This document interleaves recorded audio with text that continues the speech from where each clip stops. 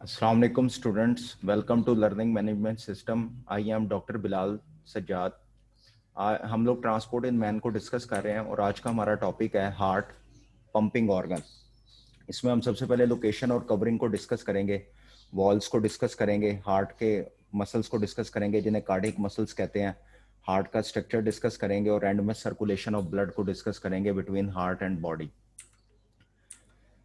Heart की location जो है वो चेस्ट कैविटी में होती है, on the left side, slightly left side पे मौजूद होता है चेस्ट कैविटी के अंदर, और it is enclosed by a double membrane sac. ये एक वाइट कलर में आपको मेम्ब्रेन नजर आ रही है जो कि डबल मेम्ब्रेन होती है, इसे पेरिकार्डियम कहते हैं.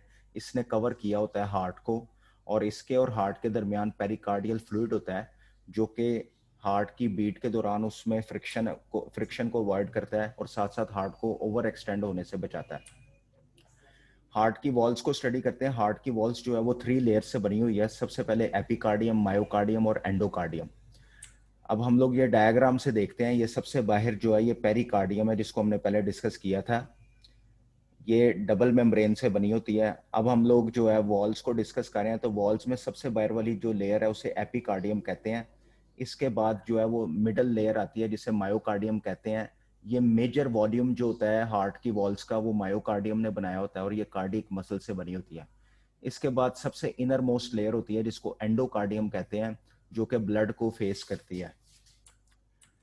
नेक्स्ट हम लोग डिस्कस करते हैं कार्डियक मसल्स को. कार्डियक मसल्स जो होते हैं ये स्ट्राइएटेड मसल्स होते हैं, ये ब्रांच्ड होते हैं और इनमें जो इंडिविजुअल सेल्स होते हैं उनमें वन न्यूक्लियस होता है पर सेल, और इन सेल्स के दरमियान जो है वो इंटरकलेटेड डिस्क होती हैं.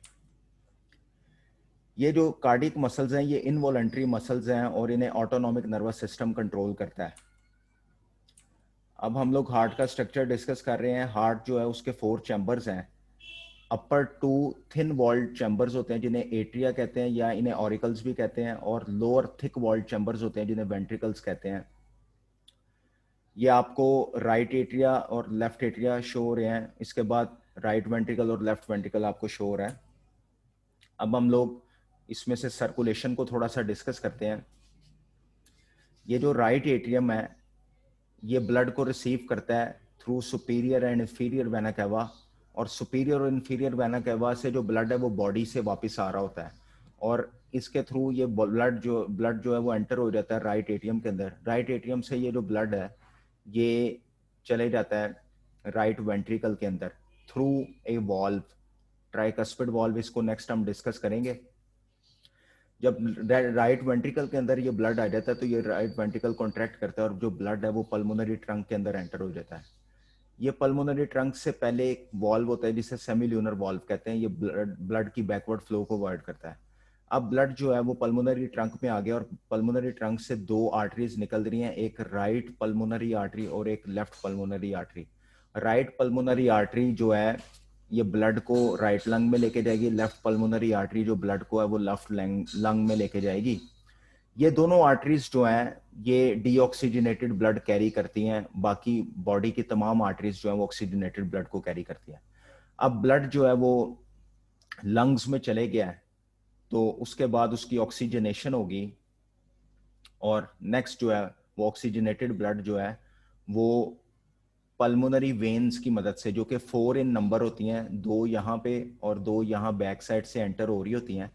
इन 4 पल्मोनरी वेन्स की मदद से जो ऑक्सीजनेटेड ब्लड है वो लेफ्ट एट्रियम के अंदर एंटर होगा. लेफ्ट एट्रियम में जब ब्लड कलेक्ट हो जाएगा तो वो लेफ्ट वेंट्रिकल के अंदर जाएगा. लेफ्ट वेंट्रिकल की जो वॉल्स हैं वो 3 टाइम्स स्ट्रॉन्गर है देन राइट वेंट्रिकल, और क्योंकि उसने ब्लड को पंप करना है बॉडी की तरफ, और जबकि राइट वेंट्रिकल ने ब्लड को पंप करना था लंग्स की तरफ जो कि फेयरली क्लोज होते हैं हार्ट के. लेफ्ट वेंट्रिकल अब जब कॉन्ट्रैक्ट करेगा तो ब्लड जो है वो एओर्टा में जाएगा, उसकी बेस ऑफ एओर्टा में, और फिर एओर्टा से वो पूरी बॉडी में स्प्रेड करेगा. इसको फर्दर हम लोग स्टडी करते हैं. हार्ट जो है वो डबल सर्किट है, और डबल सर्किट का मतलब है कि राइट इसके 2 चैम्बर्स हैं, right chamber left chamber. Right side पे डीऑक्सीजनेटेड ब्लड फ्लो करता है और लेफ्ट साइड पे ऑक्सीजनेटेड ब्लड फ्लो करता है. दोनों ही ब्लड आपस में सेपरेटेड रहते हैं. अब ये जो राइट एट्रियम है ये रिसीव करता है deoxygenated blood from superior and inferior vena cava, और फिर इससे जो ब्लड है वो राइट वेंट्रिकल में चले जाता है थ्रू ट्राइकस्पिड वॉल्व। ये ट्राइकस्पिड वॉल्व है। ये ट्राइकस्पिड वॉल्व, इसके 3 फ्लैप्स होते हैं और ये पैपिलरी मसल्स के साथ अटैच होता है थ्रू कॉर्डा टेंडनी। ये कॉर्डा टेंडनी जो है ये अटैच करते हैं इसको ट्राइकस्पिड वॉल्व को टू पैपिलरी मसल्स।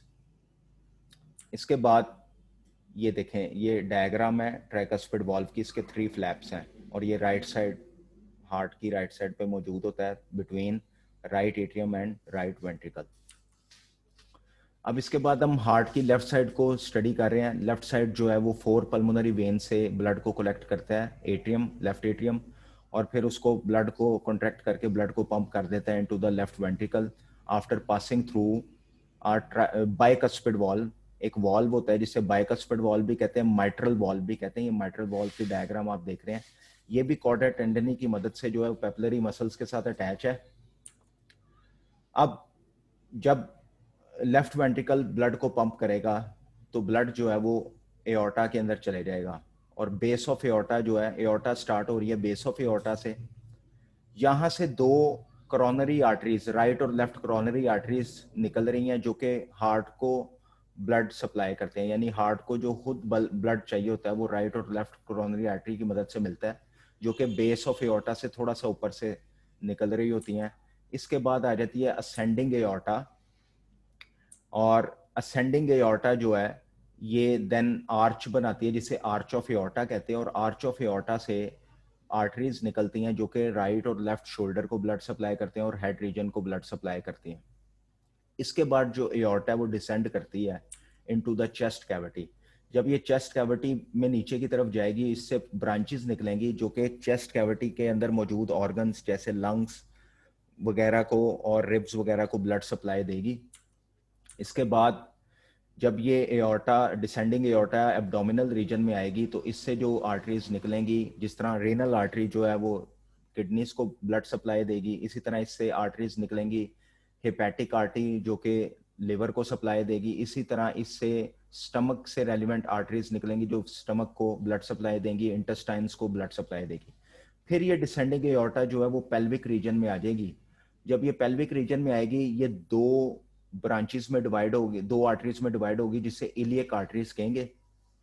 ये जो इलियक आर्टरीज हैं ये फर्दर 2 इलियक, मजीद इलियक आर्टरीज में हर लेग में जाके डिवाइड होगी। ये इलियक आर्टरीज जो हैं ये राइट और लेग, जो लेग है उसको ब्लड सप्लाई करेगी, और जो तमाम ब्लड जो लेग्स के अंदर जाएगा वो इलियक आर्टरीज के थ्रू जाएगा। ये इलियक आर्टरी का आगे फर्दर फेमोरल आर्टरीज में थाई रीजन में डिवाइड हो जाती है और टिबियल आर्टरी में डिवाइड हो जाती है इन द 4 लेग।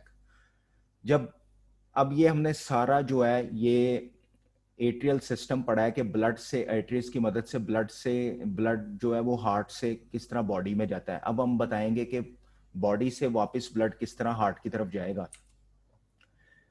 जो इसके लिए हम लोग वेना कैवा को स्टडी करेंगे। वेना कैवा जो है वो सबसे बड़ी वेन है जिससे ब्लड जो है वो वापस हार्ट में आता है थ्रू बॉडी।